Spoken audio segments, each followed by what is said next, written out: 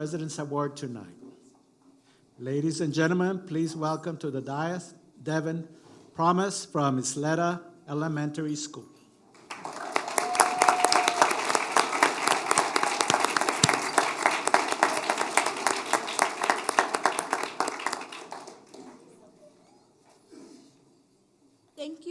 Thank you, and good evening, everyone.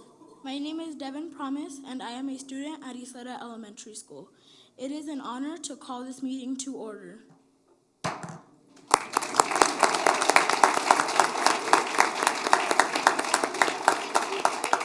Thank you.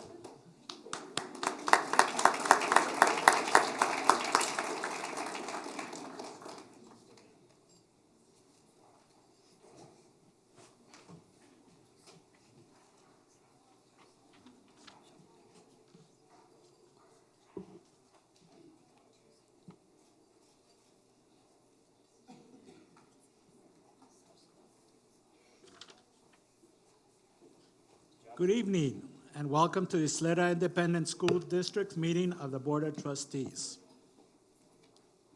Before we begin our first board meeting of this year, 2020, I believe that this is a timely opportunity to address our YISD community. For many of us, this new year offers us an opportunity to start with a renewed spirit to continue on with the great work all of us at YISD has accomplished in the past year. Our dedication to the education and well-being of our children is at the forefront of everything we do. We are so thankful for the YISD parents. They sacrifice so much of their time and resources helping our students reach their goals. Again, a big thank you from all of us. The board and I also want to thank the teachers, the support staff, the administrators, the superintendent's cabinet, and Dr. De La Torre for their dedication in providing the best we can offer here at YISD to all of our students every day. We also thank Ms. Monica Mathewson and Ms. Priscilla Reynolds for keeping us, the board, on track throughout the year. And on a personal note, I want to recognize the Board of Trustees sitting here before you, who I have had the privilege to serve with these past years. On my right, Mr. Rosales, Ms. Woodruff, Miss Lucero, sorry. On my left, Mr. Bustillos, Mr. Ramirez, and Mr. Cuder. Their hard work and guidance they have provided to the administration are among the most important work we will ever do. I believe each of us does it genuinely, passionately, and simply for the betterment of our children. Let us all rededicate ourselves to make 2020 our best year ever. After all, it is only by working together can we continue to accomplish the great things for our schools, our students, our families, and our community. Thank you.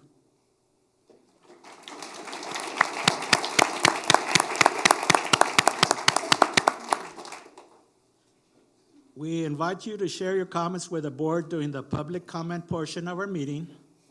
Public comment sign-up cards show the rules for participating. Legally, the board may listen but may not enter into a discussion on the issue raised. This meeting of the Board of Trustees is called to order at 6:04 p.m. We have a quorum with Charlie Bustillos, Soltero Ramirez, Richard Cuder, Mike Rosales, Connie Woodruff, Catherine Lucero, and myself, Cruz Ochoa. Trustee Ramirez, will you please introduce the JROTC for this evening? Thank you, President Ochoa. The colors tonight are being presented by the Junior ROTC Color Guard from Ysleta High School. The Color Guard commander is Cadet Jason Martinez. The other Color Guard members are Carlos Limon, Nathan Relas, Ethan Swan. The pledge leader this evening is Cadet Jonathan Gardea.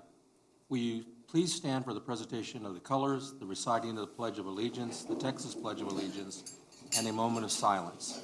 Please remain standing until the cadets have departed.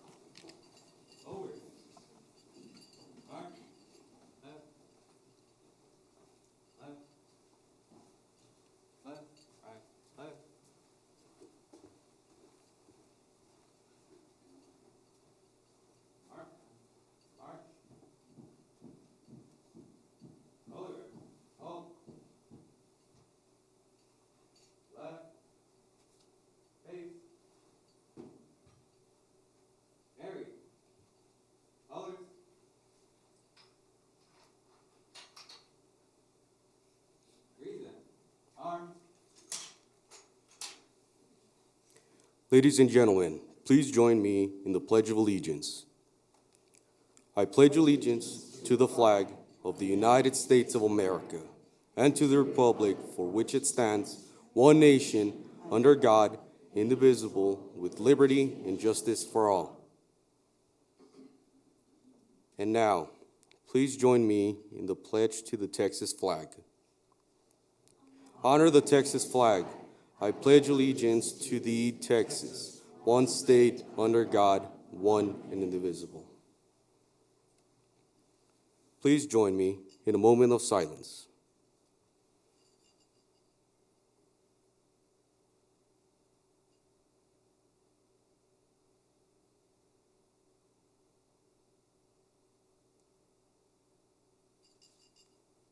Thank you.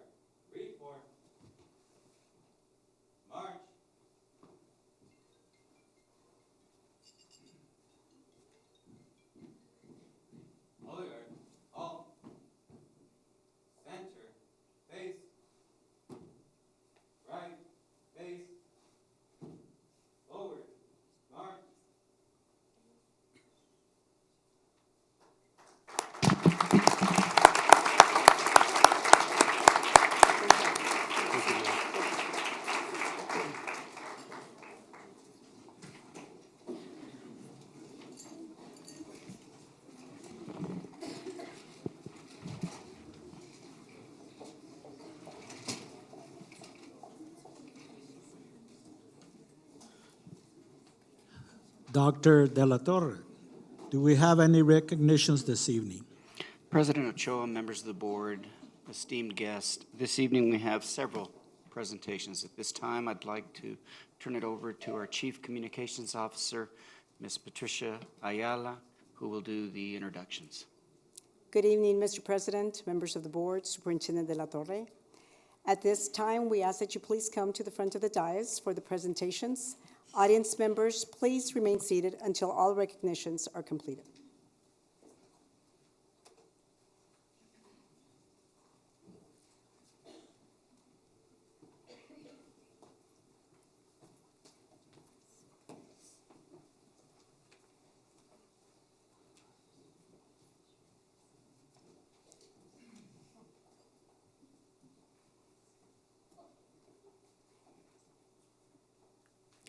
We begin our recognitions tonight with 6 students from Ysleta Elementary School. They are called the Genius Hour students for participating in the school's blended learning pilot program that also raised money for cancer research.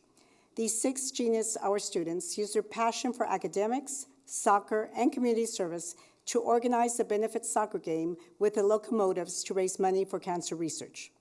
The students researched, created posters, designed t-shirts, interviewed doctors, and created a slide presentation for the project, which they presented to the school's blended learning teachers and administrators. The goal was to demonstrate what any student might be capable of, given the right tools, the opportunity, and support. But their community service didn't stop there. The Genius Hour students also spearheaded a campus-wide campaign to write Christmas letters and collect teddy bears for cancer patients at the local hospitals, which they called the Care Bear Project. These students are wonderful leaders who not only work toward achieving their full potential, but pave the way for other students to do so as well. Ladies and gentlemen, please welcome this month's President's Award winners, the Genius Hour students from Ysleta Elementary School, beginning with Addie Carbone.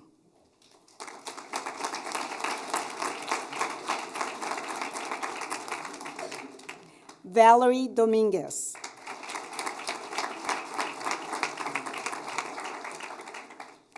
Devin Promise.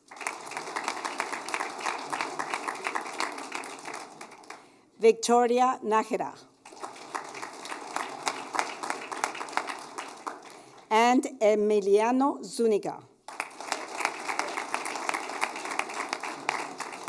The students are accompanied by Principal Norma Osuna.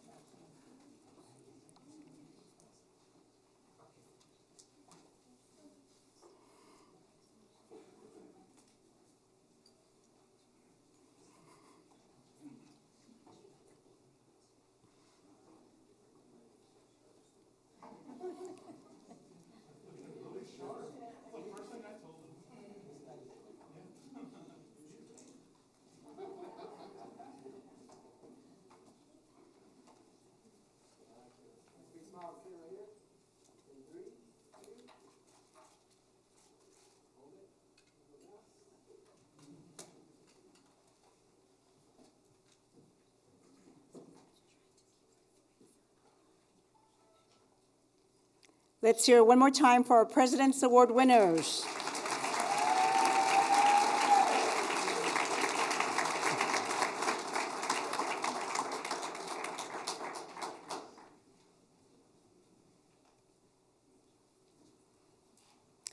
Our next recognition comes from our State Board of Education representative, who is here to present 2 proclamations in honor of the district's 13 Texas Honor Roll Schools and the Verde Early College High School.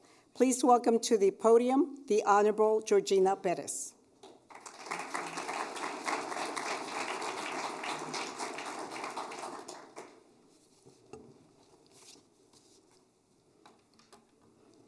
One of the best parts of this position is the honor and privilege of recognizing our hardworking teachers and students, and of course, the fantastic support by our board members that allow this to occur. I have 2 state recognitions for you. The first is a proclamation. Whereas providing a high-quality education to all students is the top priority of the Texas public school system, and whereas well-educated graduates are prepared to pursue their dreams to the fullest extent possible, and whereas Educational Results Partnership, a nonprofit organization that uses data to identify strategies that accelerate student success, this summer named 855 schools to the 2018-2019 Texas Honor Roll. This is done to acknowledge schools that have outperformed their peers in closing achievement gaps among higher student poverty populations and has demonstrated high level of achievement and college readiness. Whereas 13 campuses in the Ysleta Independent School District earned a place on this prestigious honor roll. Now, therefore, be it resolved that I offer my congratulations and thanks for a job well done to Alicia R. Taccone International School, Eastwood Heights Elementary School, Eastwood Knolls International School, Edgemere Elementary School, Glen Cove Elementary School, Mission Valley Elementary School, Scottsdale Elementary School, Valle Verde Early College High School, Vista Hills Elementary School, and the Young Women's Leadership Academy for a job well done. I hereby affix my signature on this date in official congratulations.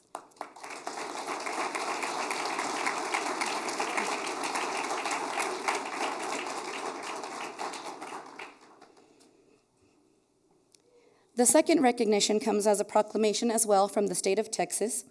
This one is recognizing your early college high school. Whereas each year, U.S. News and World Report provides parents and consumers with a valuable service by ranking high schools, and whereas campuses are ranked on criteria that includes college readiness, math and reading proficiency, math and reading performance, the performance of minority and low-income student groups, college preparatory curriculum, and graduation rates. Valle Verde Early College High School in the Ysleta Independent School District earned the highest ranking in El Paso County. Valle Verde ranked 55 out of Texas' 1,506 public high schools.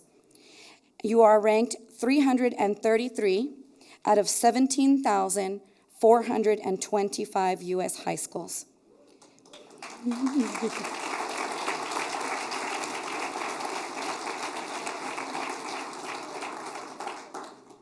Be it resolved that I offer my heartiest congratulations and thanks to the Valle Verde Early College High School and the Ysleta Independent School District for the high-quality education it provides El Paso students. I hereby affix my signature from the state of Texas. Thank you.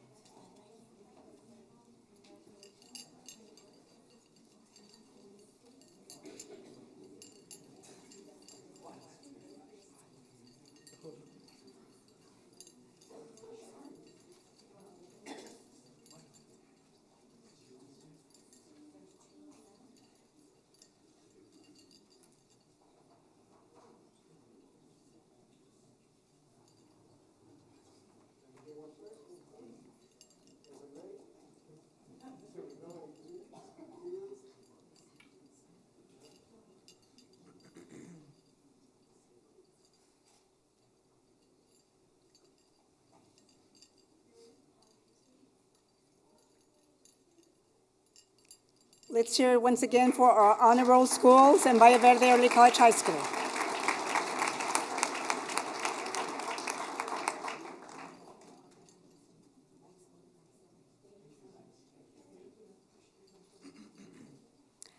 The next recognition is in honor of the Hanks High School Boys Cross Country Team, which qualified for this year's UIL 5A State Cross Country Meet for the first time in 30 years and placed fourth in the state. In addition, two Hanks High School seniors, Michael Abeta and Roger Rivera, won individual silver and bronze medals at the state meet, earning the prestigious designations as all-state runners. Ladies and gentlemen, from the Hanks High School Boys Cross Country Team, please help me welcome all-state runner and silver medalist, Michael Abeta.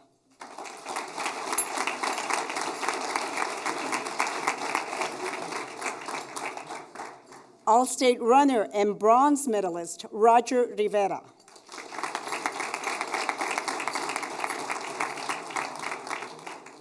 Sophomore, Gael Alvarado.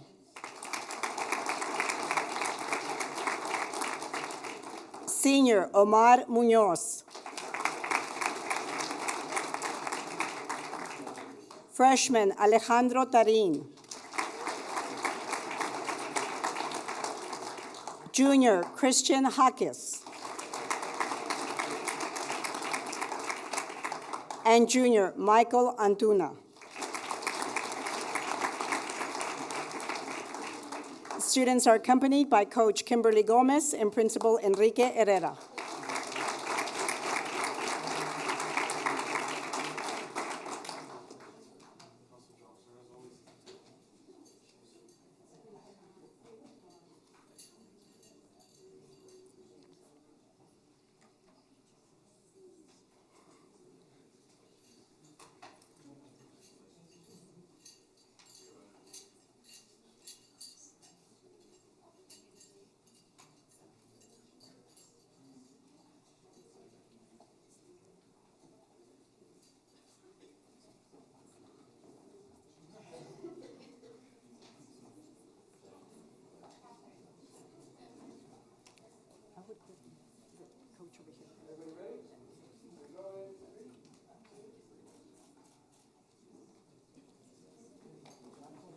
Paparazzi still, hold it.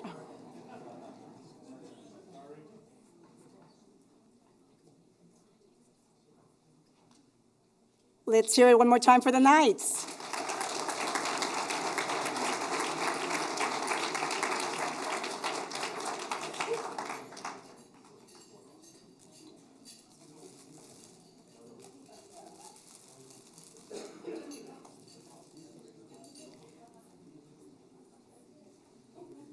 Our next recognition honors the hardest working volunteers in the district, our Board of Trustees. Board members are strong advocates for public education who work to create the educational environment we want for our students, and we deeply value their guidance, commitment, and dedication they bring to the Ysleta Independent School District. At this time, I'd like to invite students from each learning community to present our trustees with gift baskets and personal words of appreciation. We will start from my left to right. First, we have District 4, the Eastwood area. Mr. Rosales, would you please step forward to the basket?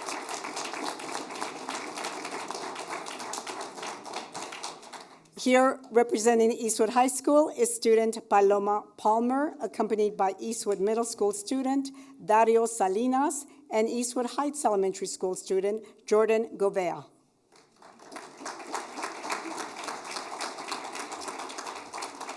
Good evening. The Eastwood learning community is blessed with some of the best teachers, students, faculty, and staff that El Paso has to offer. This is what makes us El Paso's finest.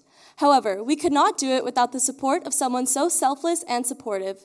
Without hesitation, this man always has our back, providing nothing but support for our endeavors. Mr. Rosales, on behalf of the Eastwood learning community, thank you for everything you have done to ensure we shine on forever. Though our deepest gratitude can never truly be expressed, we offer you this basket as a token of our appreciation. It is now my honor to present our District 4 trustee, Mr. Mike Rosales.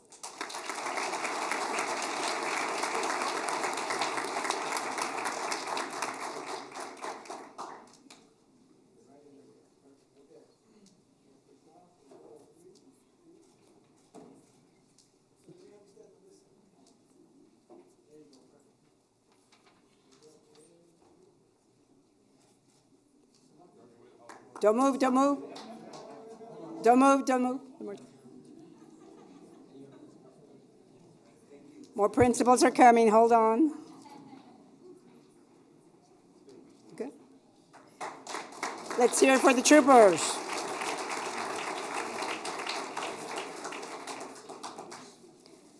Next, we have District 2, the Bel-Air area.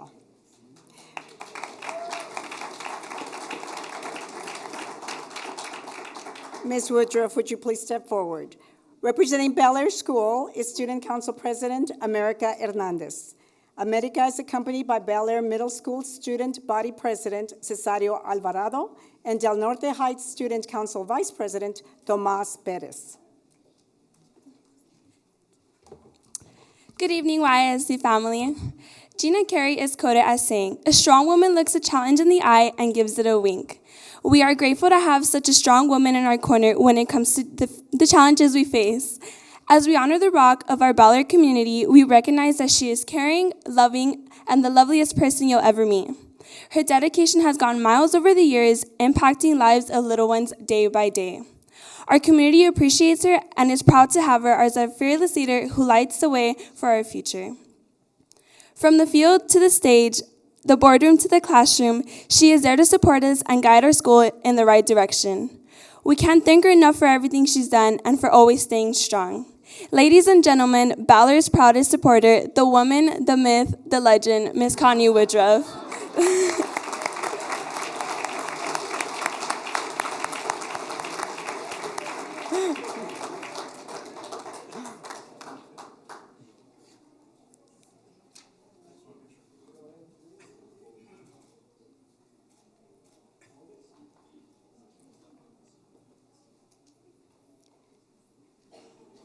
Let's hear it one more time for the Highlanders.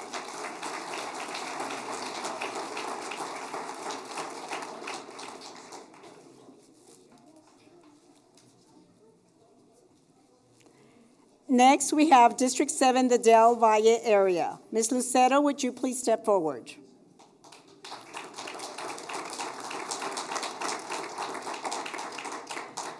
From Del Valle High School, we have student Abigail Ramirez. She's accompanied by Del Valle Middle School student Ashley Gruber and LeBaron Elementary School student Danica Anguayo.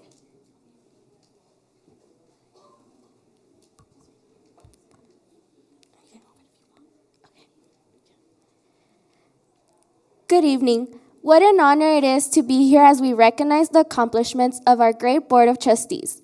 It is a pleasure to congratulate and thank Ms. Catherine R. Lucero, our Del Valle Area Trustees and Board Secretary, for her hard work and dedication to the district. Look around you. I hope you get a sense of the remarkable momentum of this school district, which indeed is like no other. It is through the leadership of the school board that we can excel in academics, athletics, and fine arts in the brand new, state-of-the-art Del Valle Middle School and Mission Valley Elementary School. I couldn't have picked a better school district to call home. I will soon graduate from the finest high school in the county. Thank you again, Ms. Lucero, and the entire Board of Trustees. It is because of you that I am here today, sharing this great honor. One family, one destiny. Thank you.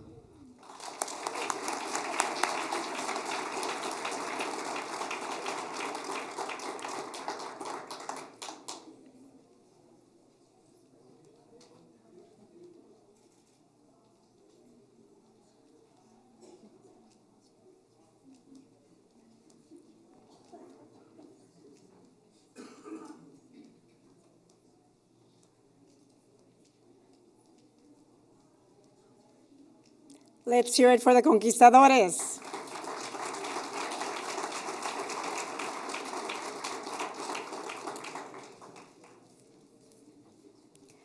Next, we have District 5, the Hanks area. Mr. Ochoa, would you please step forward?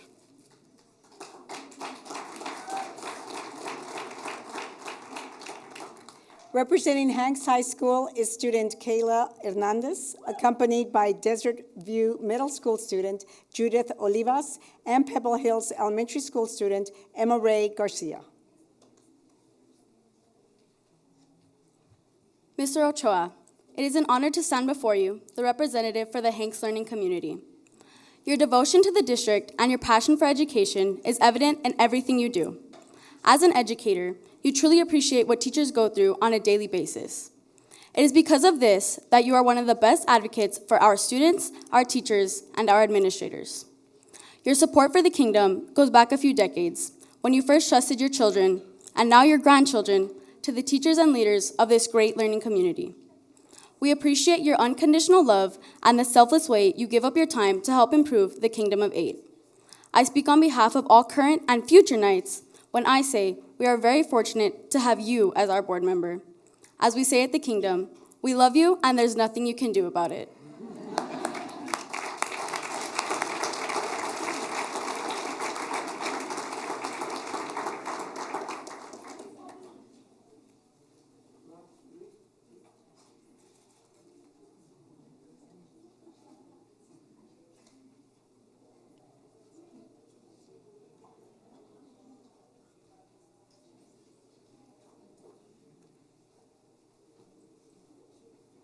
Let's hear it for the Knights.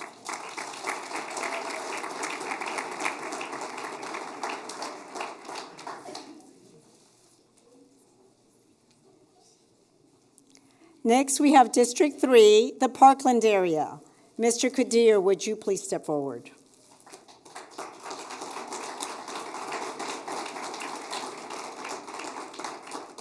Representing Parkland Early College High School is Ilani Silvas. She is accompanied by Parkland Middle School student Antonio Robles and North Star Elementary School student Sofia Calvillo. Good evening, YISD trustees, Dr. De La Torre, members of the cabinet, and special guests. I'm delighted to be here tonight to honor our Park and Learning Community representative, Board Vice President, Mr. Richard Coudier. Mr. Coudier is an asset to the district because of his experience as an educator and as a champion for college readiness. The Park and Learning Community is proud of its sustained growth in enrollment, increased academic performance on state assessments, and quality faculty and staff, exemplified by our current state secondary teacher of the year. These accomplishments would not be possible without the leadership of Mr. Coudier and the rest of the school board. Mr. Coudier, you are a driving force in our quest to be the best. So on behalf of the Park and Learning Community, thank you, and we know you will continue to be glorious and victorious at the park.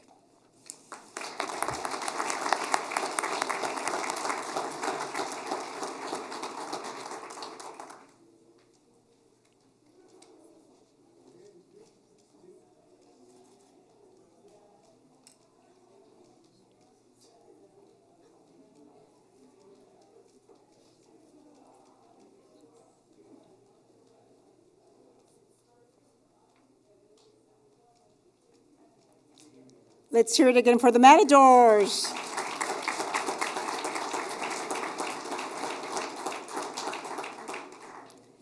Next, we have District 6, the Ysleta area.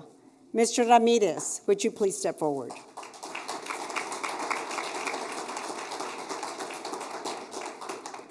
From Ysleta High School, we have Student Body President Priscilla Martinez, accompanied by Alicia Taccone, International School student Maya Rivera, and Ysleta Elementary School student Devin Promise.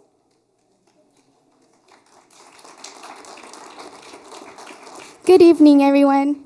It is always a great day to be an Indian. Ysleta's spirit of excellence is evident in our teachers, students, and staff, who work tirelessly to ensure future generations experience this legacy of pride. But these efforts would not be possible without leaders like Mr. Sotero Ramirez.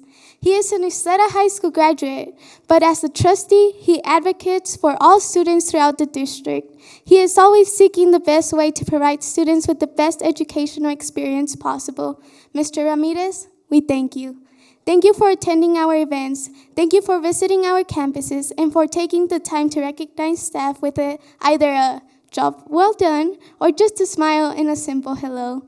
Thank you for continuing to share our vision of excellence, and we look forward to your continued service in community. From one Indian to another, once an Indian, always an Indian. Thank you.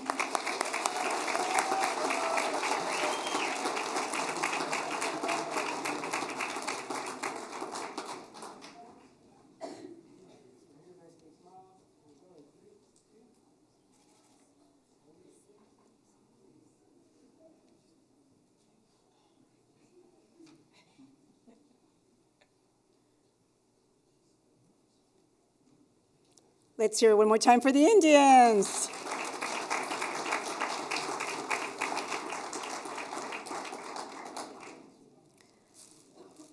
Lastly, we have District 1, the Riverside area. Mr. Bustillos, would you please step forward?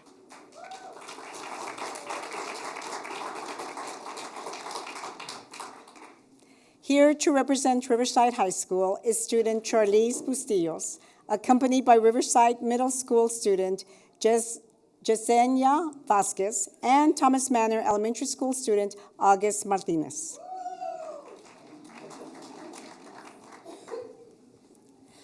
Good evening. Tonight, I have the honor of recognizing our trustee, Mr. Carlos Bustillos, for his hard work and dedication to our students, schools, and community. You all may know him as Mr. Bustillos, the Riverside Area Trustee, but I, along with my two siblings, are lucky to call him Dad. It's board trustees like my dad who help support our learning communities. Trustees spend their evenings at meetings, weekends at student events, and weekdays listening to the parents' employees' concerns. They sacrifice their time to ensure YISD schools and students thrive. Thank you, Dad, for your dedication and support in our schools and community. Your hard work allows students to succeed and achieve our dreams. Thank you for treating all YISD students like your own children. And thank you for being a living example of Ranger Pride branded for life.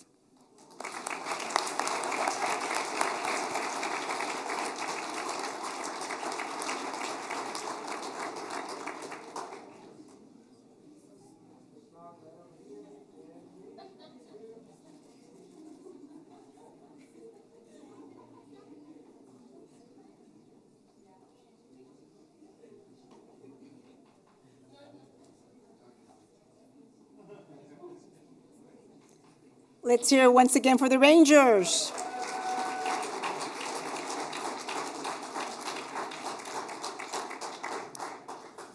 Let's have one more round of applause for our wonderful trustees.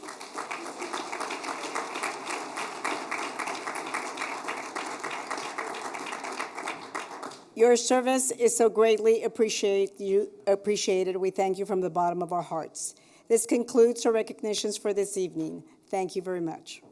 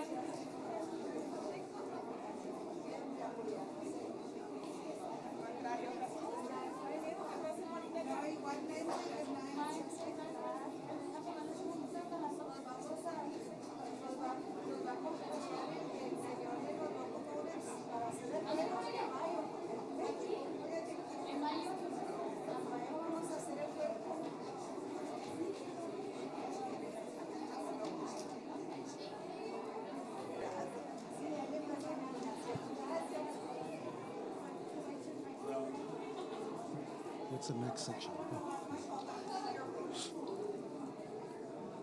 Tonight, there is no public comment this evening.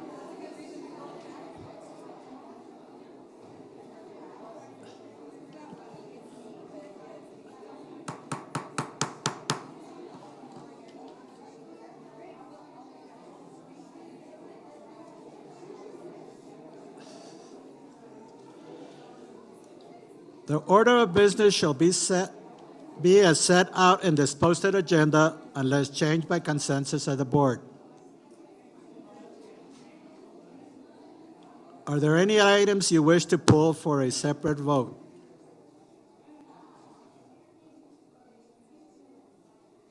Thank you. The agenda will be considered the consensus of the board. We will now open the public hearing on the Texas Assessment Performance Report presentation. Following the report, the public is invited to ask any questions or make comments. If so, then please observe the following rules. Individuals wishing to speak are limited to 3 minutes. If you have not signed up in the sign-in sheet to speak, please do so at this time, located on the table by the entry door. If you are part of a group of more than 5 persons, please select a spokesman to speak for the group. Dr. De La Torre, please lead us into the Texas Assessment Performance Report and presentation this evening. Thank you, President Ochoa, members of the board. Let's see if they'll pop it up there for me.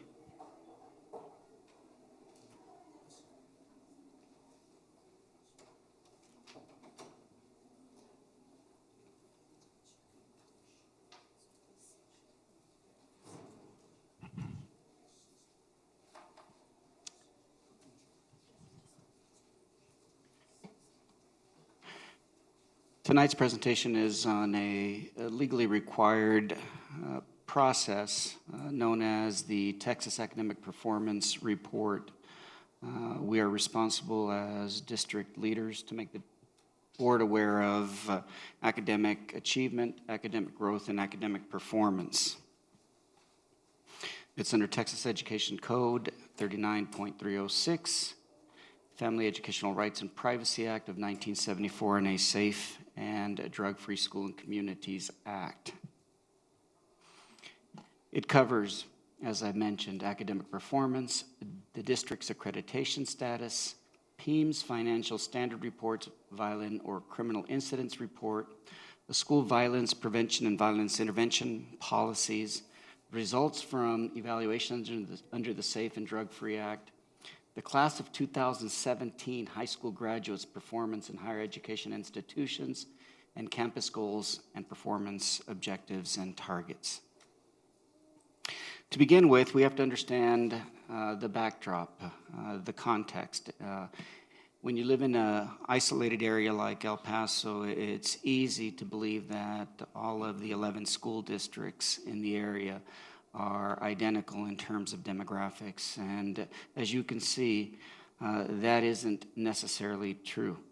When it comes to the student group considered economically disadvantaged, and that's determined by the number of students who qualify or are eligible for a free and or reduced lunch, you'll see that the Ysleta Independent School District has climbed to 79.9%, or 80% of our students, 8 and 10 of our students. Over that period of time, the Socorro Independent School District has declined in the number of students who are considered economically disadvantaged, as has the El Paso Independent School District and the Canutillo Independent School District. Clint Independent School District still has an 86.6%. The primary reason for that, of course, is all of the new residential development that is happening in some of those perimeter districts that bring hardworking middle-class people into those school districts, primarily because school districts like the Ysleta Independent School District, and in some cases the El Paso Independent School District, don't have the housing inventory in the established part of town, but still have areas where they can develop residential tracts. That is not true of the Ysleta Independent School District. We are geographically landlocked or limited, And so we'll likely continue to have a high population of students who are considered socioeconomically disadvantaged. And the Socorro Independent School District, the El Paso Independent School District, and the Canutillo Independent School District will continue to see that number decrease over the next decade. The same can be said of English learners. The Ysleta Independent School District has moved from having 1 in 4 to now 27.1, getting close to having 1 in 3 of our students who come to us with either no English proficiency or limited English proficiency. As you can see, the other school districts, a little bit of the same, are at different stages on that continuum. And then finally, and we really look at it with pride, and that is that for many years now, the Ysleta Independent School District has been the choice of families who have children with special needs. And one of the things that this district has earned is a reputation for being very responsive and attentive to those children, and more importantly, to helping those children progress regardless of their circumstances. So when you're looking at academic performance, keep in mind that even though we're comparing ourselves to the region in many ways, we have our own unique set of challenges. What you have before you is the 2019 STAR information in the 5 content areas that the state requires a mandated assessment. In the state level is blue, the region is at 75, and the Ysleta Independent School District performs in the yellow band. So in reading at 78%, we're very encouraged by that progress. There's certainly still work to do. In mathematics, it's hard to find a school district with demographics anywhere near to the Ysleta Independent School District who does as well in mathematics as this school district does. And I'm not talking about the region. I'm talking about in the entire state of Texas. In writing, we're right there with the rest of the region, and the region is outperforming the state. Science is at 86%, and social studies is at 83%. When you break it down and you look at what we've been able to accomplish over the last 3 years, in 2016, as a school district, and that includes all students, we were at 74% of our students approaching the standard. This last assessment indicates that that has climbed 4 points to 78%. In mathematics, 82% has moved to 89%. In writing, we've creeped up a percentage point over the 3 years, and we've made that a focal point this year. And in science, we have a 5-point increase, as well as in social studies, moving from 77 to 82%. Wherever you see the green shading, it means that the Ysleta Independent School District is the highest performing district. So in reading, when you look at 3rd grade, 5th grade, and 6th grade, we either perform as well or better than some of the surrounding school districts. 81% in 3rd grade, and so on and so forth.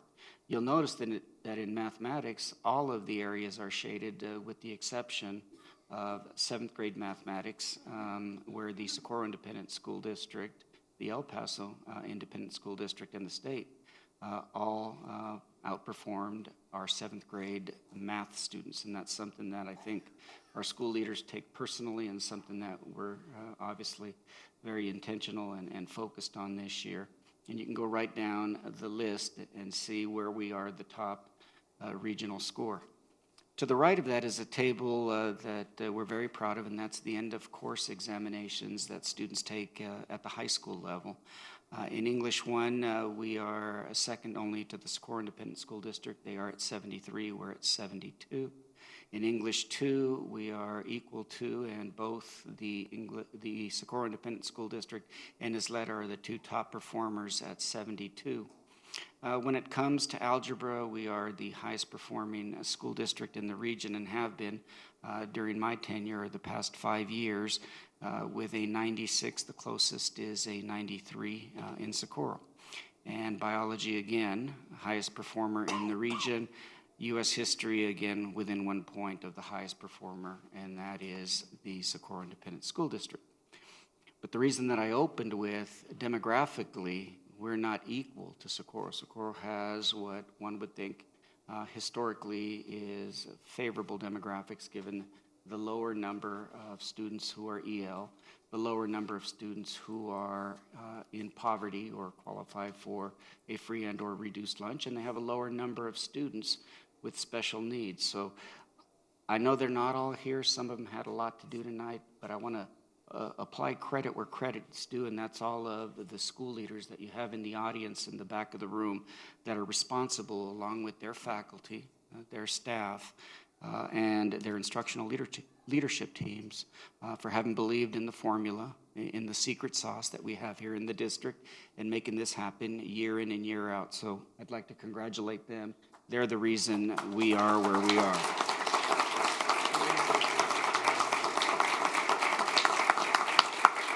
So it's one thing, to look at it from the perspective of all students or general ed students, but then we break it out and we look at how are our special ed students doing in those same content areas and on those same assessments by the same grade levels. And as I mentioned before, it's clear to see why so many parents opt to enroll their children in our school district. Having the highest percent of special education students has not diminished or been detrimental or adverse to the performance.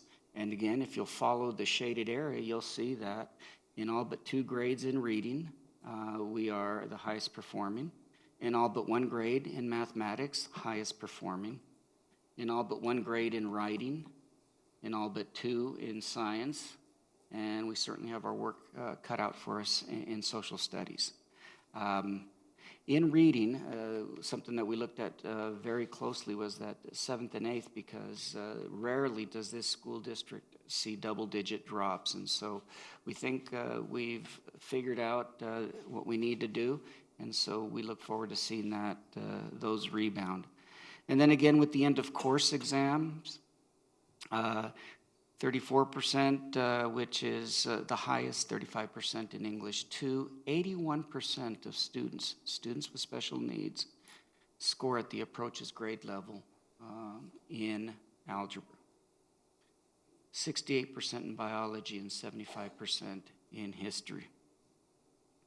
And then the EL students are English learners, those children that come to us at somewhat of a disadvantage where I think the principals, their faculty and their staff have to work very, very hard to do 2 things. One, they have to accelerate English language acquisition, but they also have to accelerate academic language acquisition. And you get children who are either non-English proficient or limited English proficient, and they go right to work.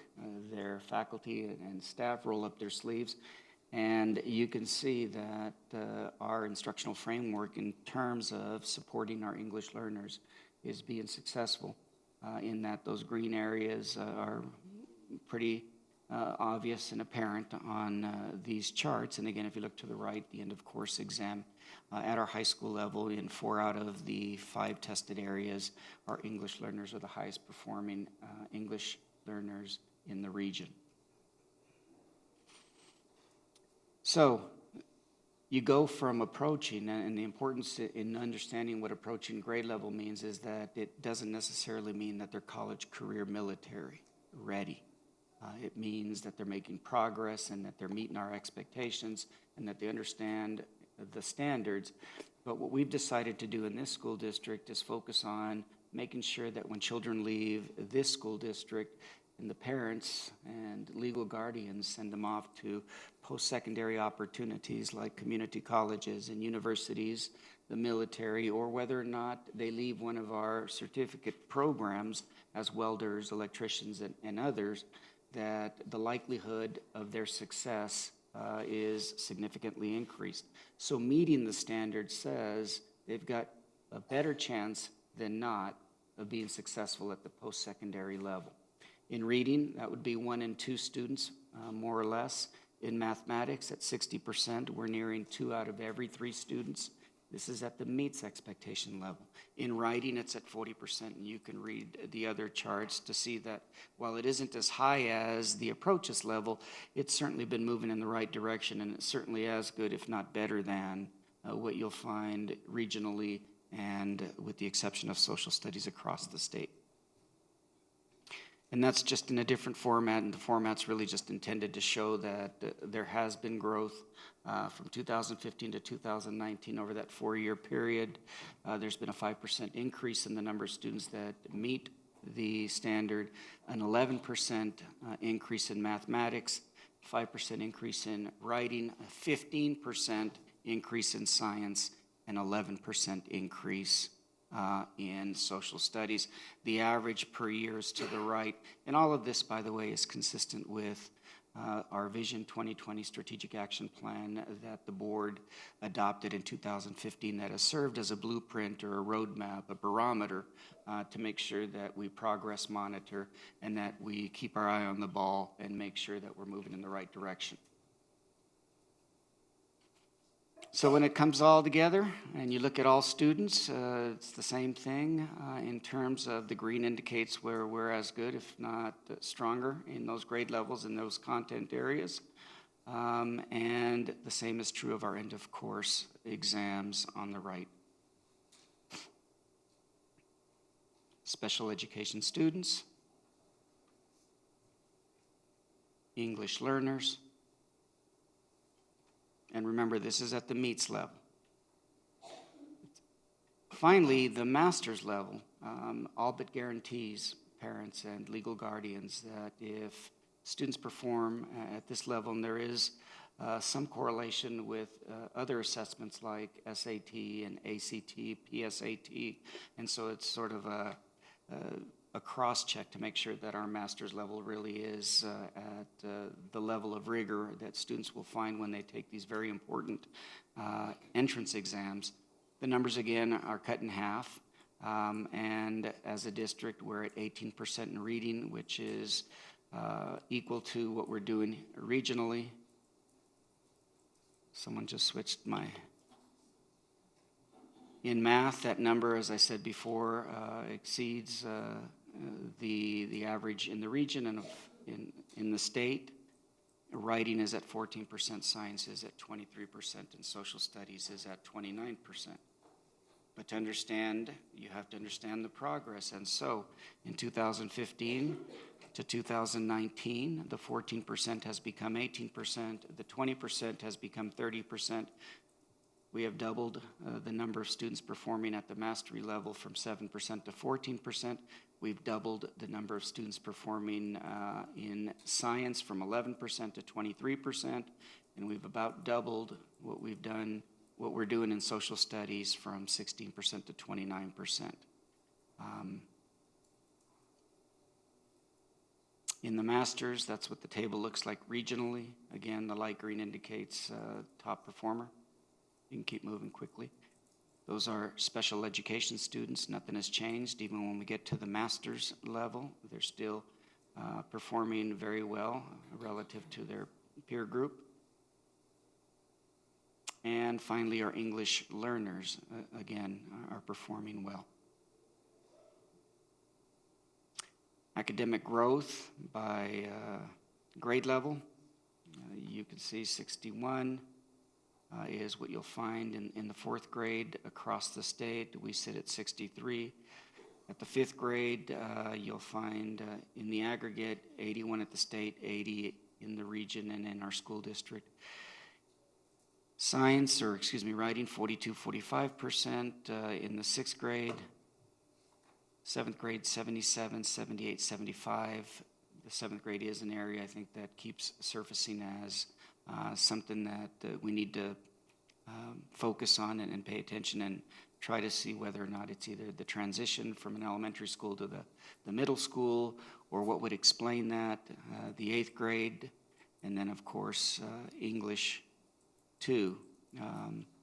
We sit nicely.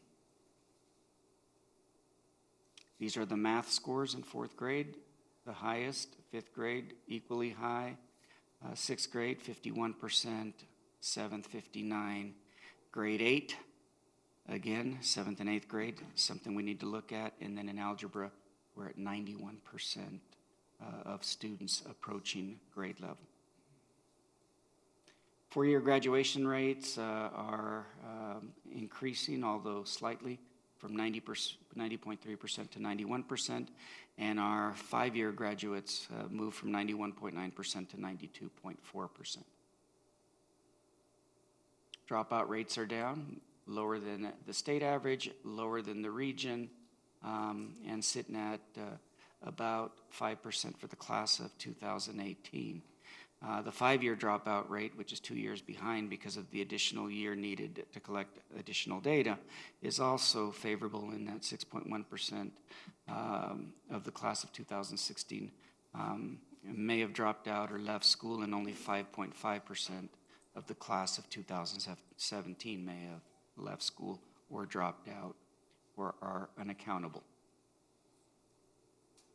In terms of college, career, and military readiness, it's an area that I think we shared last year. Because of some coding irregularities, we did not fare well in 2017. There was some significant improvement in 2018. The next year's results will reflect the 2019 graduates because, again, we're a year behind. And we expect that 2-year period where the entries back in 2018 that affected the 2017 scores and the 2018 scores will have been rectified, and the numbers should actually increase significantly. College ready, again, a lot of it had to do with those irregularities. We've gone from 41.7%, and then it just got a little worse when it came to career and military readiness. Again, we believe that you may see the doubling of some of these scores this year when the data has been entered with fidelity. In terms of our finances, you all are very familiar with what it's like to be a school district in declining enrollment and having less students this year than you had in the previous year. So we always want to be very strategic and intentional in terms of how and where we spend our money. In terms of where we receive our revenue, the pie on the left indicates that 63% of the money we spend on our students, and we're talking about an operating budget somewhere in the neighborhood of $400 million, comes from the state. Local taxes make up 19%. Federal taxes make up 14%, and then there are some other local taxes that make up, or local sources that make up the 4%. When you compare it to the state or the aggregate in the state, most school districts can expect to get somewhere around 38% from the state, and they have to come up with 47% or almost half of it. And the reason for that is a lot of school districts in the state of Texas are what they used to call property-rich school districts, and we are what they refer to as a property-poor school district.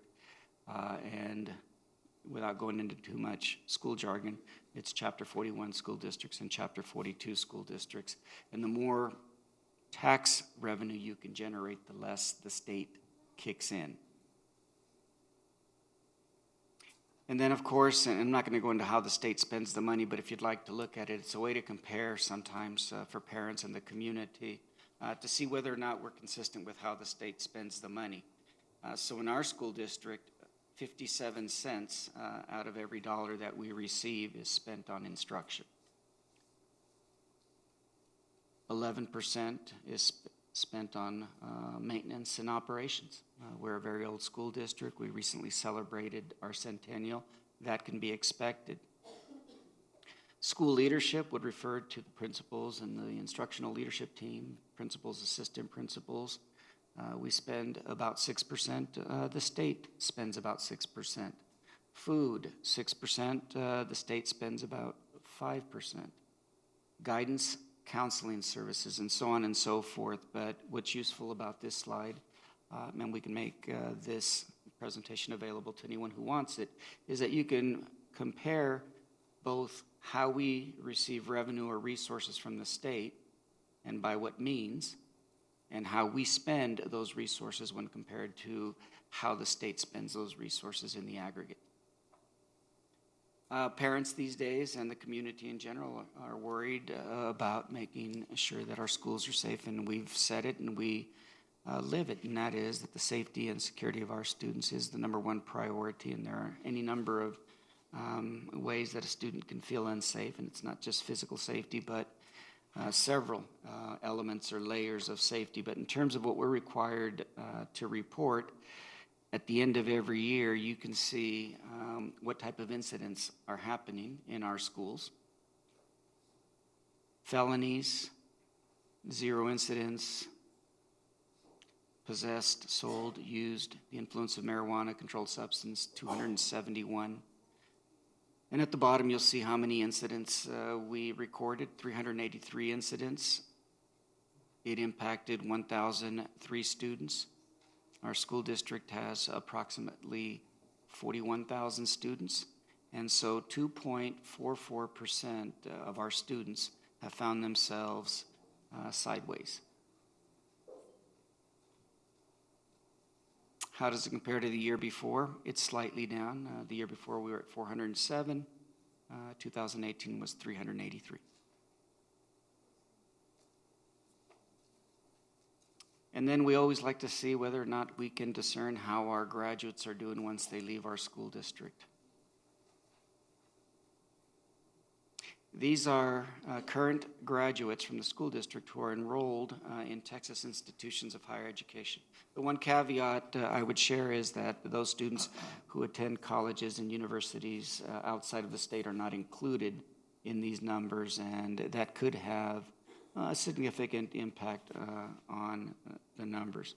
If you move from left to right, you've got a percentage in 2015, the red is the percentage of students who are currently enrolled from the class of 2016, and the percentage of students who are currently enrolled in the class of 2017 by high school, and then you have a district overall to the far right. Can I ask a quick question? Sure. Does this take into account any kind of trade schools, or is it just colleges and universities in Texas? Robert? I'm not familiar with that one. I would say it's universities and and the community colleges. Universities.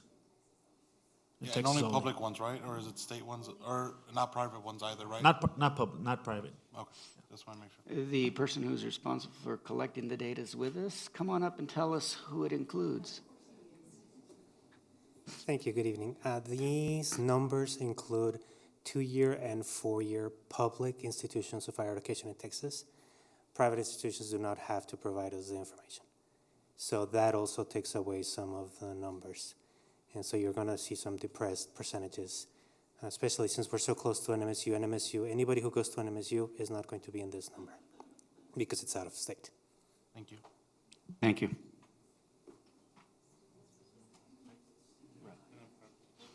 And so if you'd like a copy of the complete academic performance report, the taper, then you can go on the district's webpage and download it. And at this time, any one of us are available to answer any questions.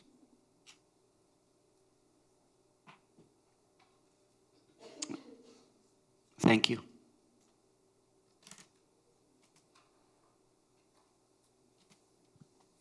Thank you, Dr. De La Torres. Secretary de Lucero, do we have anyone signed up to speak? No, sir, we don't. Okay. Thank you. We will now close the public hearing. Before we go on to the consent items and the order agenda to approve them, I would like to have somebody from the Information Technology Department come up and speak about these 3 items we have on here. I think it's number 8, number 9, and number 10 about the E-rate. And just briefly, just to explain how you are working so hard to save Ysleta monies on your networking and your information systems and everything else. Sure. Thank you. Good evening.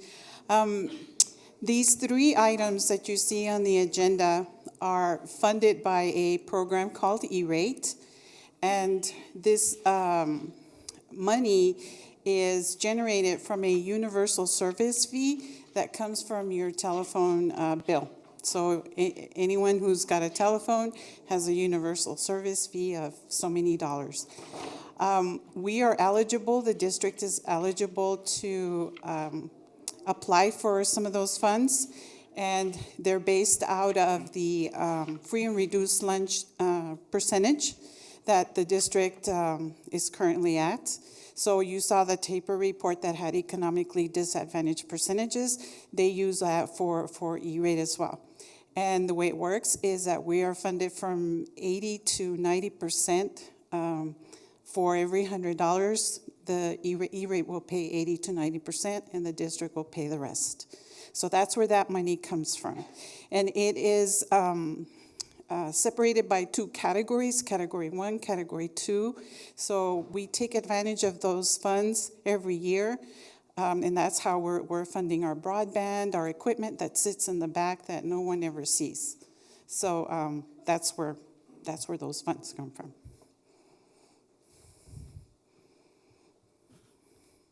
Thank you, Any Ms. Chavez. I questions? just wanted to make sure that everybody understood how hard working you guys are to save us, the community, the monies, and take advantage of this money that's available. Thank you. And you'll see several other bids that'll come for the next couple of months. And of course, every year we come to you with E-rate, some of these E-rate bids. So, thank you. Thank you. Thank you. Are there any other items you would like to talk about, bring up before we vote on this? No? All right. The order of the agenda has been approved. May I have an electronic motion and a second on the consent agenda items listed on this agenda as recommended by the administration?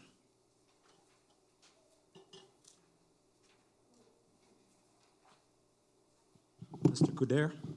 Mr. President, I move to approve the consent agenda items listed on this agenda as recommended by the administration.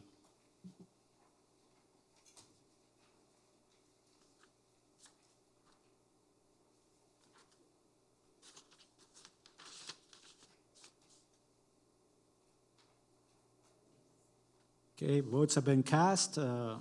7 yes, no, 0, no. Okay.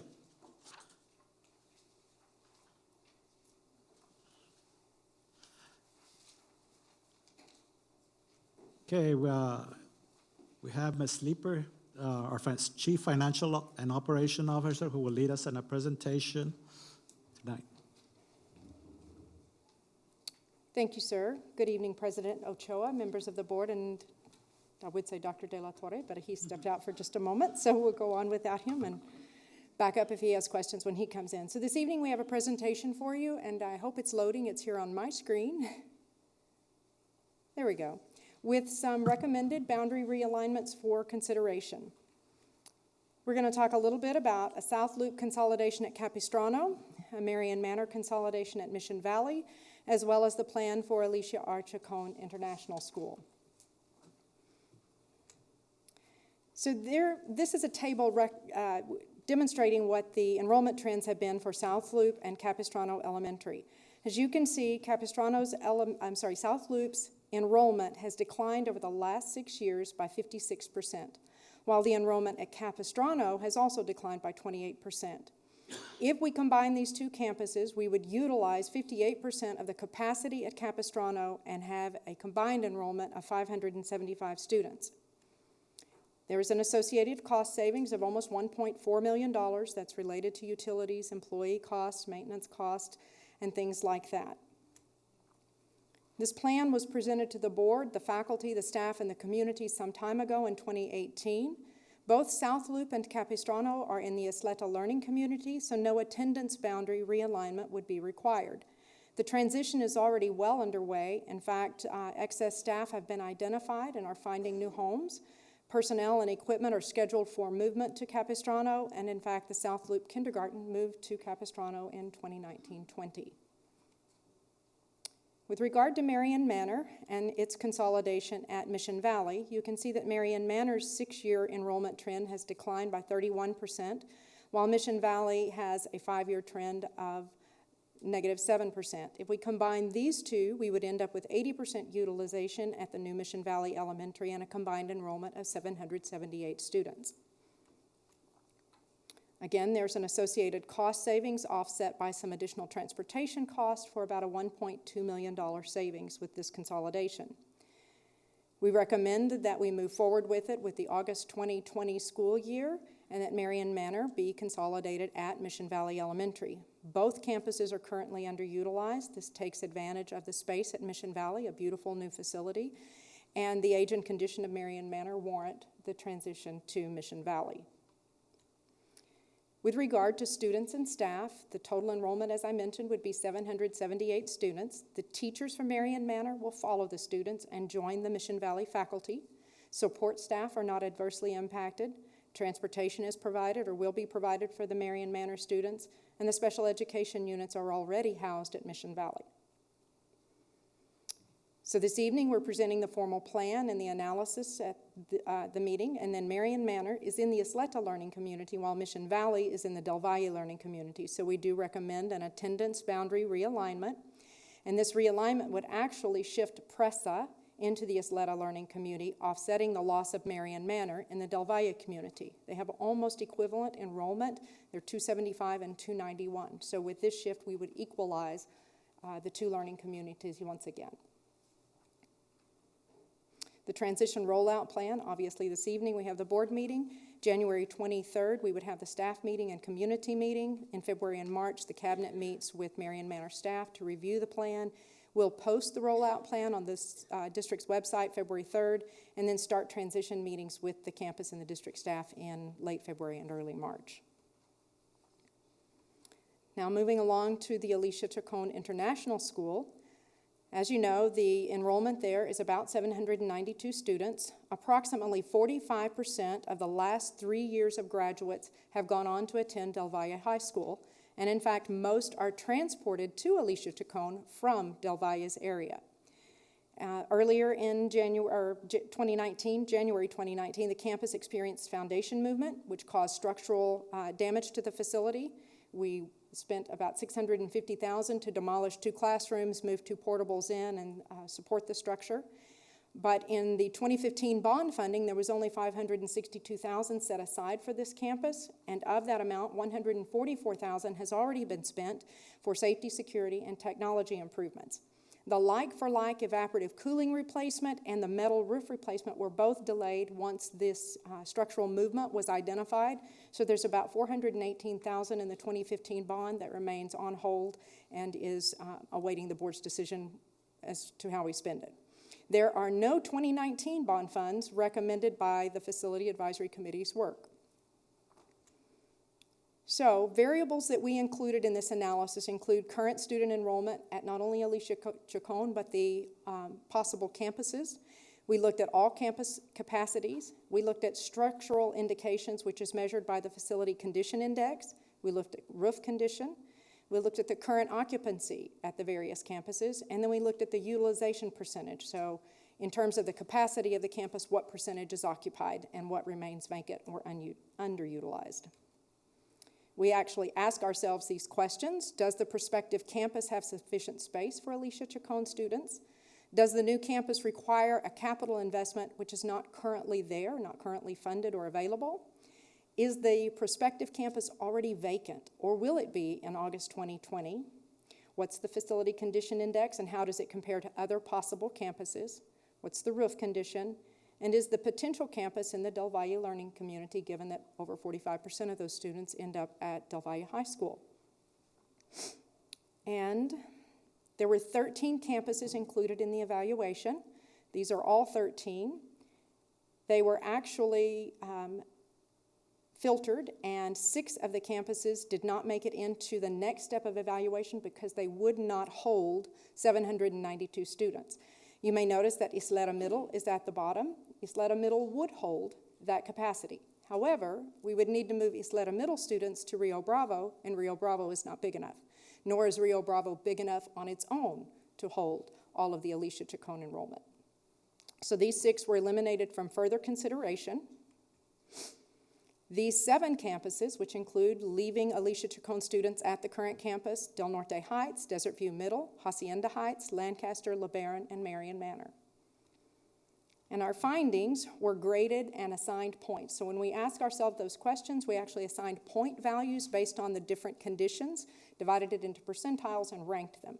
You can see here that those 7 campuses, we looked at the facility condition index. We want the structure to be stable. We want the students to be safe and secure.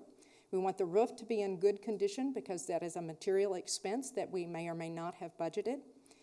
It's important that the capital be available to invest if there are improvements that have to be made. So for instance, Desert View is a campus that is going to be empty in the near future. But Desert View is not slated for capital investment, and it needs significant improvements. So this question is important because if we don't have the money available, we can't really afford to improve Desert View to take the new students on. And so on the very far right, you can see all of the point values that were assigned. And in fact, Lancaster Elementary and LeBaron Elementary came out with an equivalent ranking. In spite of the equivalent ranking, we recommend that Alicia Taccone be relocated to LeBaron Park effective August 2020. And we would, realign the attendance boundary for LeBaron Park to shift the students there either south to the Lancaster area or north to Del Valle Elementary. Trying not to sneeze or cough. All 3 campuses are currently underutilized. Alicia Taccone will compete well against the Harmony School that's just north of the LeBaron campus, as well as an IDEA charter school that might locate in the area. And if we locate Alicia Taccone at LeBaron, LeBaron's capacity is 1210. It affords the opportunity to Alicia Taccone to grow its enrollment. And moreover, there's no additional investment required at LeBaron. There's a slated investment through 2019, but we don't have to put additional funds beyond what we've already committed through the 2019 bond. So again, with regard to logistics, all of the students enrolled at Alicia Taccone today will fit and would transfer to the new LeBaron Park campus, and they have the possibility to grow to up to 1,200 students. Teachers from Alicia Taccone would follow those students to the new campus. Support staff won't be adversely impacted, and transportation in accordance with district policy would be provided to those students as well. The attendance boundaries, as I mentioned, would be realigned so that students attend either Del Valle Elementary or Lancaster. Teachers from LeBaron would follow the students to the respective campus, and support staff would not be adversely impacted. And right now, you may not know, but there are 7 pre-K sections at LeBaron, and once those children graduate from pre-K, they go to their various schools anyway. So we would look at perhaps sending all K-5 to Lancaster and dividing the pre-K sections because it wouldn't necessarily impact those students among Del Valle Elementary, Mission Valley Elementary, and probably Presa to improve the access and the availability.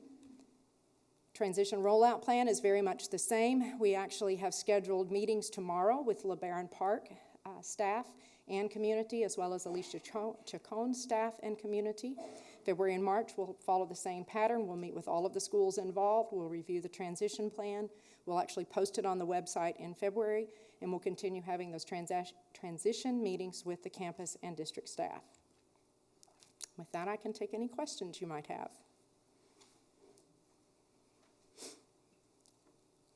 That's a 20-slide presentation that took about 10 months to wade through all of the data taken into consideration.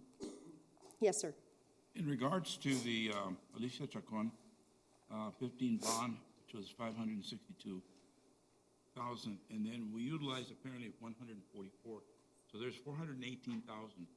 Now, of the 418,000, how is that going to be allocated to the transition, or is it based strictly to LeBaron?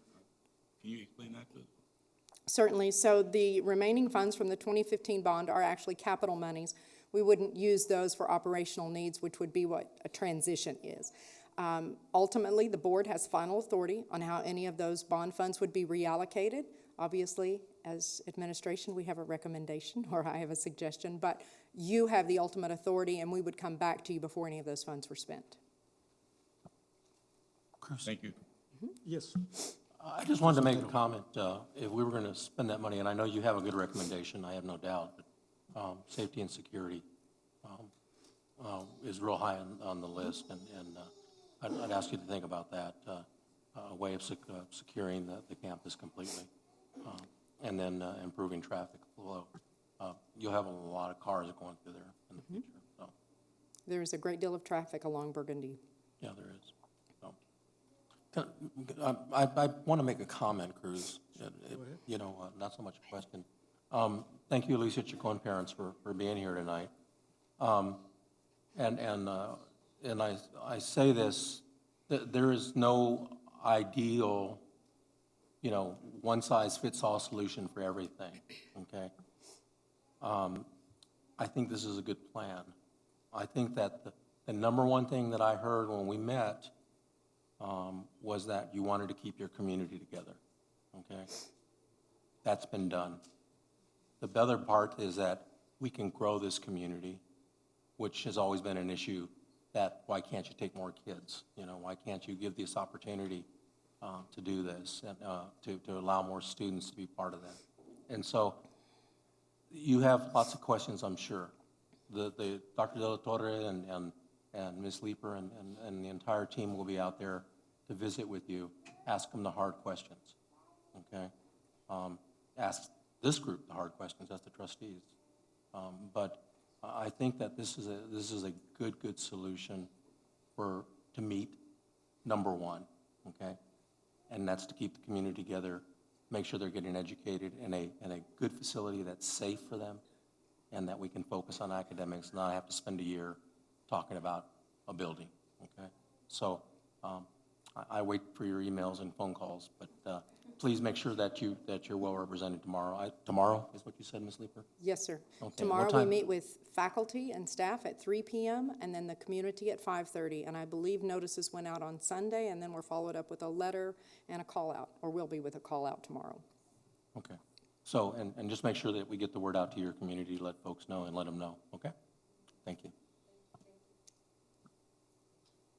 I want to thank the staff for coming up with these recommendations. It's been very difficult. I know there was a lot of thought and consideration put into it. It's not an easy decision, I want to say. I know for the administration and us as a board, just understanding this information. It's not something that is being done lightly. It's very important that we've all considered the students. Of course, at Alicia Taccone, safety is our main priority, and we want to make sure that the students and faculty are safe and that you're sending your children here at YISD to a safe environment. That also doesn't remove from the fact that our students and staff at LeBaron will be transitioning to different schools. And so we're going to have to be considered as that change as well. I think when considering the options, again, many things were considered, and locating the students at LeBaron, it makes the most sense. And I fully recognize that any change will impact students, teachers, and parents at both communities, both schools. But if this community has shown anything, especially since August 3rd, it's that we are one big family. And like we do with our own families, we welcome them and make room, because that is what family does.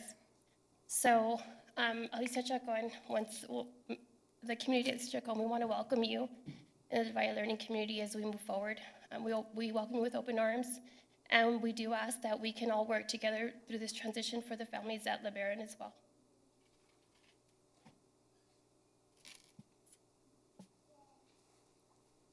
Okay, if there are no more questions or comments. Thank you, Ms. Leeper. Okay, now we will address the action items as listed. Bond, number 1, Bond 2019 RFP-02 BP 1905, New Hanks Middle School. You're using your electronic hand. Is there any discussion? If no further discussion, may I have a motion? Yeah.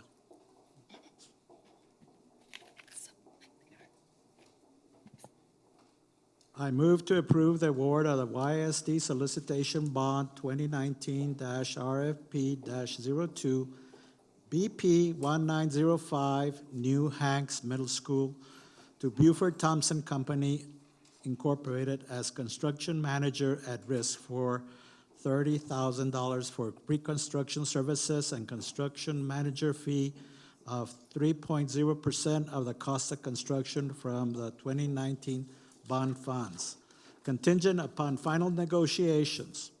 Legal counsel review of final contracts and Form 1295 certificate of interested parties with estimated cost of construction and guaranteed maximum price presented at the subsequent board meeting.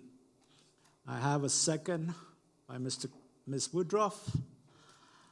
Please cast your electronic votes.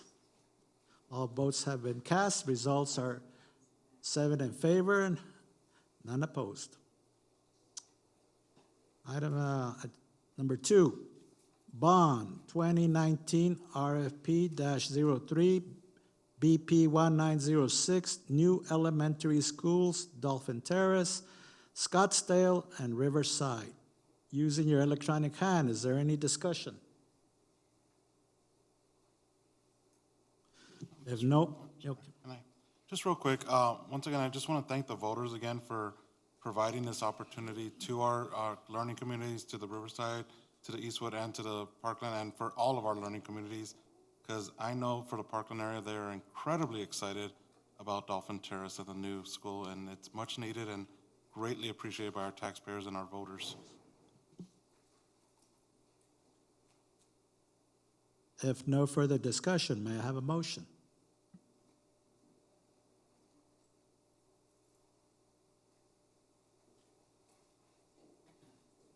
Mr. Rosales. I move to approve award of YISD. Start again.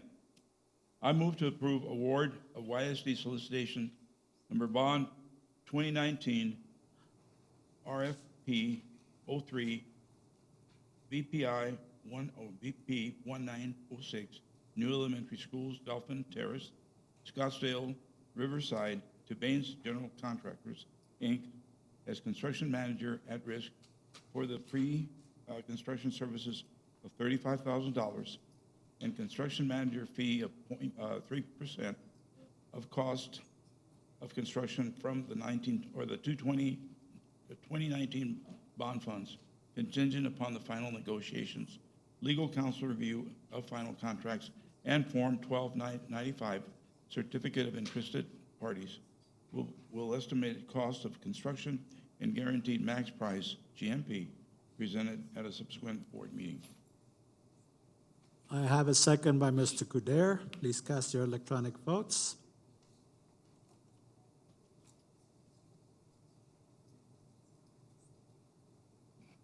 All votes have been cast. Results are 7 in favor, none opposed. Number 3, approval of award of cooperative requisitions for purchase of furniture, Phase 4. Using your electronic hand, is there any discussion? Mr. Rosales? No. Ramirez, sorry. I just would like to thank the cabinet and the team for the furniture. You guys know better than I do, but I just love the energy and excitement with the new furniture in our schools and seeing our students and our teachers and the flexibility it gives them. So thank you for, you worry about these things. When you guys first told me about this several years ago, it's like, okay, let's get the first couple of years done, but let's get it all done. And it looks like it's happening. So thank you very much, Dr. De La Torre and cabinet for making sure this happens.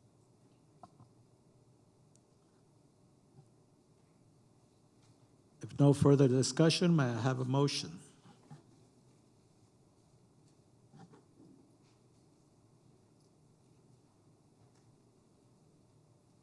Ms. Woodruff. Mr. President, I move to approve award of YISD cooperative requisitions with Meteor Education for the purchase of furniture for various schools for a not-to-exceed amount of $2,600,000 from fund balance through a purchasing cooperative, contingent upon Form 1295 certificate of interested parties. I have a second by Mr. Kuder. Please cast your electronic votes.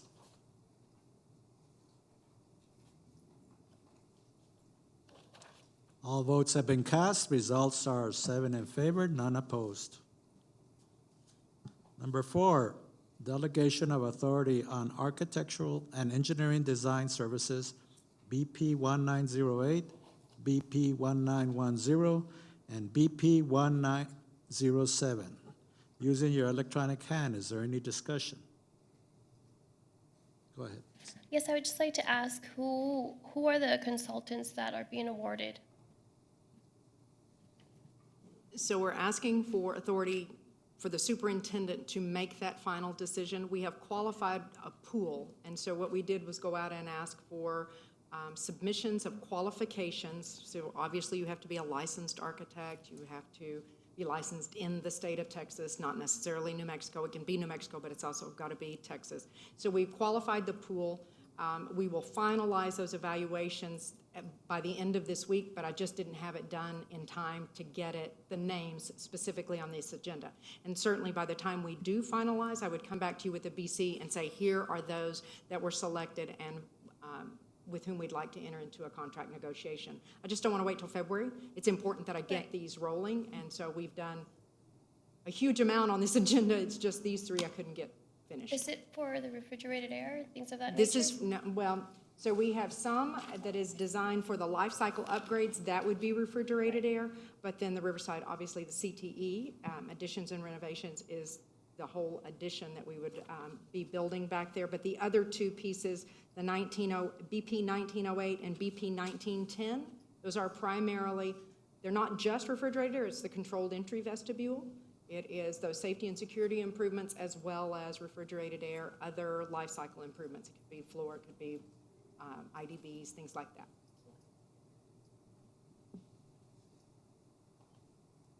If no further discussion, may I have a motion?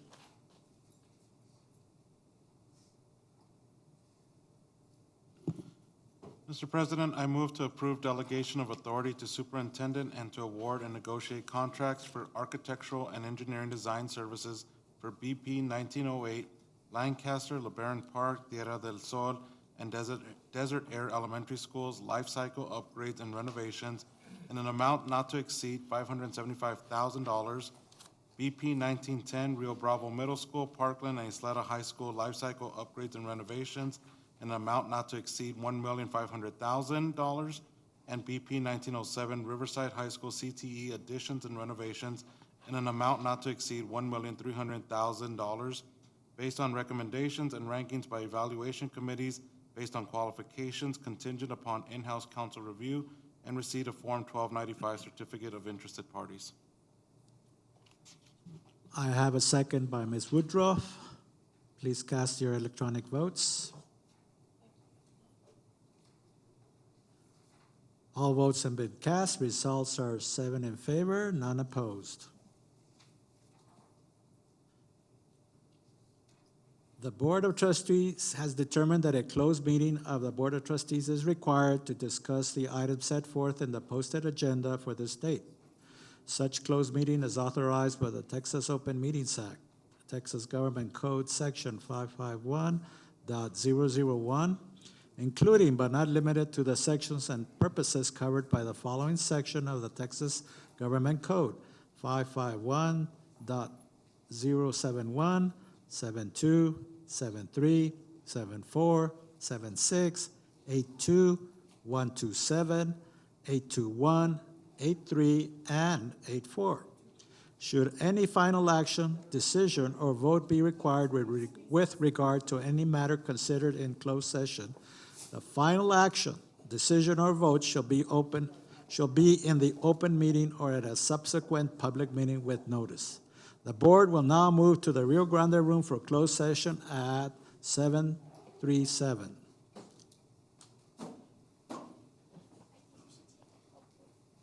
Yeah, well.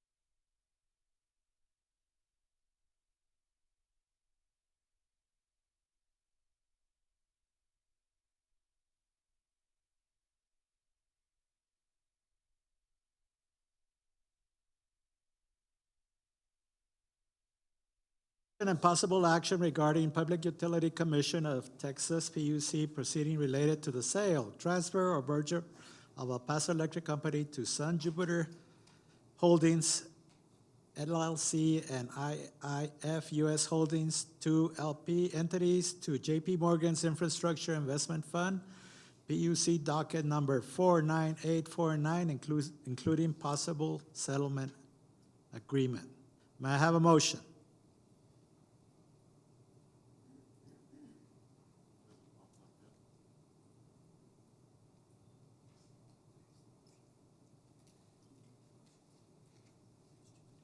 There it is.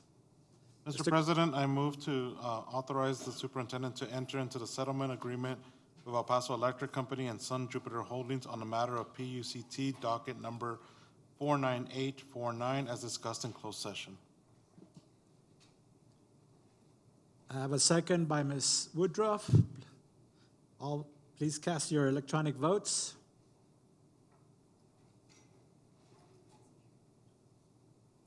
All votes have been cast. Results are 7 in favor, none opposed.